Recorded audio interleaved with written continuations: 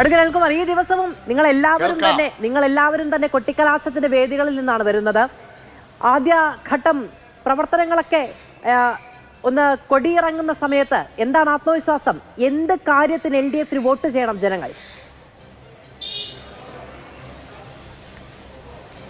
ഇടതുപക്ഷ ജനാധിപത്യ മുന്നണി തെരഞ്ഞെടുപ്പിനെ മാത്രം അടിസ്ഥാനപ്പെടുത്തി രാഷ്ട്രീയ പ്രവർത്തനം നടത്തുന്ന ഒരു പ്രസ്ഥാനമല്ല.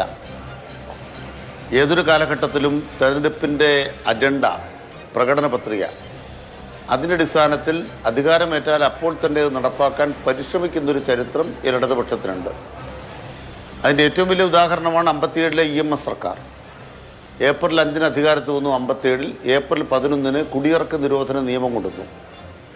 രാജ്യത്ത് ഏറ്റവും വിപ്ലവകരമായി ഭൂമിയുടെ അവകാശം ഈ നാട്ടിലെ കൃഷിക്കാരന്, പട്ടികജാതിക്കാർ, പട്ടികവർഗക്കാർ, പിന്നോക്കക്കാർ ഉൾപ്പെടെയുള്ള കൃഷിക്കാരായ മനുഷ്യർക്ക് ലഭ്യമാക്കിയ ചരിത്ര മുന്നേറ്റമാണ് നടത്തിയത്.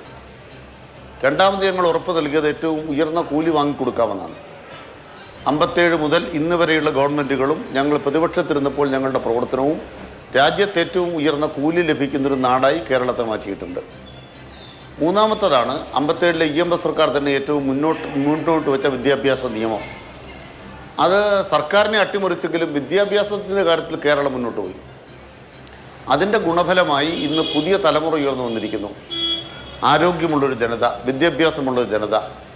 ഈ ജനതയ്ക്ക് ഇന്നത്തെ കേരളത്തിൽ എന്തെല്ലാമാണ് കുറവുള്ളത്, ആ കുറവുകളെ പരിഹരിക്കാനുള്ള പരിശ്രമമാണ് ഞങ്ങൾ 10 കൊല്ലക്കാലം നടത്തിയത്.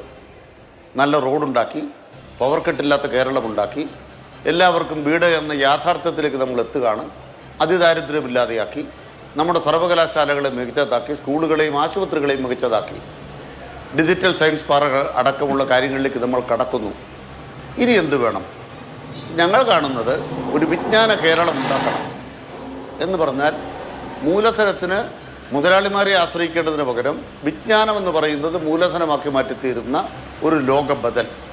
ഇപ്പോൾ നമ്മുടെ കേരളത്തിൽ നമുക്ക് ലോകോത്തര നേട്ടങ്ങൾ ഉണ്ടാക്കാൻ കഴിയും. അമേരിക്കയേക്കാൾ മുമ്പിലാണ് നമ്മൾ ശിശുമരണ നിരക്കിൻ്റെ കുറവിൻ്റെ കാര്യത്തിൽ. മാതൃമരണ നിരക്കിൻ്റെ കുറവിൻ്റെ കാര്യത്തിൽ അമേരിക്കയുടെ മുമ്പിലാണ് നമ്മൾ. സ്കാൻഡിനേവിയൻ രാജ്യങ്ങൾക്കൊപ്പമാണ് പല കാര്യത്തിലും. മനുഷ്യ വിഭവശേഷിയുടെ, മനുഷ്യ വികാസത്തിൻ്റെ എല്ലാ മാനകങ്ങളിലും കേരളം ഇന്ത്യയിൽ നമ്പർ 1 ആണ്. ഇനിയും ഉയരാനുണ്ട്. അതിന് 2031-ലെ കേരളം എന്ന ലക്ഷ്യം വെച്ച് 61 വകുപ്പുകളിൽ വിവിധ പ്രവർത്തനങ്ങൾ പ്ലാൻ ചെയ്ത് അത് രൂപരേഖ നടപ്പാക്കിക്കൊണ്ടിരിക്കുകയാണ്. അതാണ് അടുത്ത സർക്കാരിൻ്റെ പരിപാടി. ഇപ്പം ഞങ്ങളൊരു 900 കാര്യങ്ങൾ പറഞ്ഞു. എത്രത്തോളം നടപ്പാക്കി? പുതിയ പ്രോഗ്രസ് കാർഡ് വരും. 600 കാര്യങ്ങൾ ആദ്യം പറഞ്ഞു. അത് എത്രത്തോളം നടപ്പാക്കി? പ്രോഗ്രസ് കാർഡുകൾ വന്നു കഴിഞ്ഞു. പക്ഷേ ഇന്ന് വൈകി ഉദിച്ച ബുദ്ധി പോലെ ബഹുമാനപ്പെട്ട പ്രതിപക്ഷ നേതാവ് പറഞ്ഞു, അവരേത് വലിയ കമ്മിറ്റിയെ വെച്ച് പഠിച്ചിട്ട് ഈ 600 എണ്ണം കണ്ടെത്താനായിട്ടില്ല. ഇപ്പോൾ മുഖ്യമന്ത്രി പറഞ്ഞിട്ട് നമുക്കൊരു സംവാദമാകാം, പരസ്യമായ സംവാദമാകാം. ഞങ്ങൾ പ്രോഗ്രസ് കാർഡ് 9 ഇറക്കിയിട്ടുണ്ട്.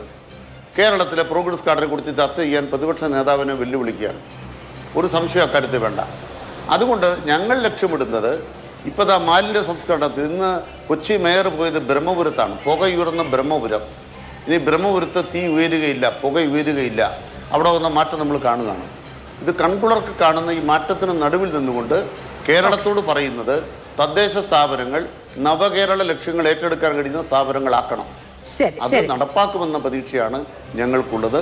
നിറഞ്ഞ അഭിമാനവും ആത്മവിശ്വാസവും ഞങ്ങൾക്കുണ്ട്.